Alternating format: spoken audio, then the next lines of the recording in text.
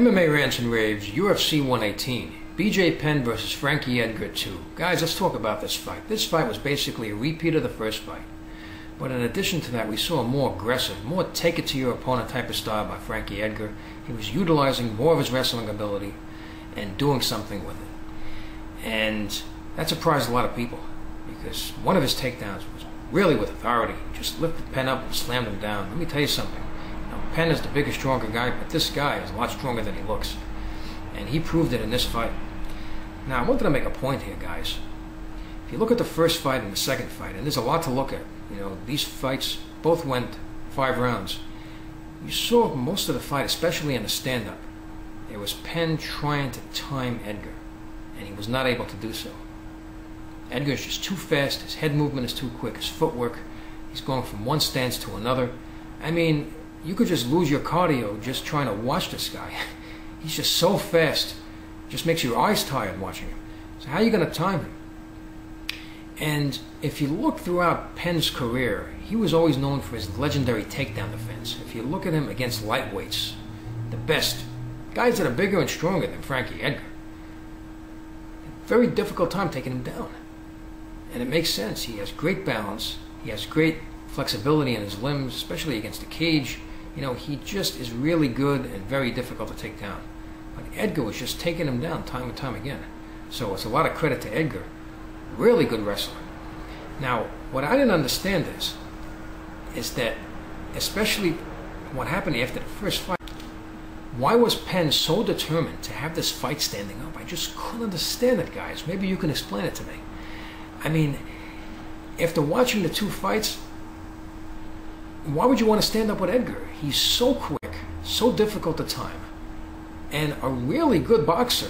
His hands are really quick, his combinations were good. He was beating Penn to the punch. I mean, it was like trying to hit a mosquito in the dark. He would just keep on attacking you, trying to get it, he would escape, come back again, and then he would go for takedowns now. I mean, I just didn't understand why Penn didn't go from takedown defense to wrestler, to a guy who's looking for takedowns. Like just the opposite, a complete 180 from his strategy. And of course, Penn is used to wanting to have the fight standing up because he's had success that way. But you can't do it against a guy like this because he's just too quick. And how good Edgar is as a wrestler, of course, you would think, oh yeah, why take him down because he's a good wrestler? I think he's a much better stand-up fighter. I think he's unbelievable standing up. Very hard to deal with, and of course he's got a great chin. Penn didn't hit him. He hit him in the first fight, hit him a little bit in the second fight, but this is a guy that has a really good chin and is going to be really difficult to knock out. And here's the deal. Penn made a living on the ground. I mean, why wouldn't Penn want to take this to the ground but not be the guy on the bottom, be the guy taking him down? And if you look, you go all the way into the 4th round. Finally, Penn goes for a decisive takedown attempt and gets it. And he did a little damage. He said there was some blood coming from Edgar's nose. And it wasn't until all the way till the beginning of the 5th round where Penn goes for another takedown. That one looked like a real threat. It looked like Penn had Edgar's back for a moment there, but Edgar just spun out of it and then he got the top position. But think about it. Those were the 2 closest points where Penn had a dominant position and could have done something and did something as well.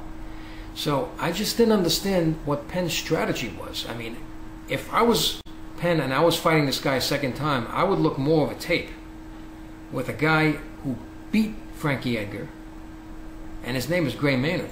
And you know how he did it? He was the bigger, stronger wrestler. Maynard wasn't going to stand up and eyeball this guy. I mean, he was going to look for a takedown where you can immobilize this guy who's just going at 100 miles an hour in all different directions, and then just put him in a place where he wants him to be, and then do some ground and pound damage. And if you have a guy like BJ Penn, he's a submission specialist. There's nobody better than BJ Penn on the ground as a lightweight. There's very few people that can do what he can do on the ground.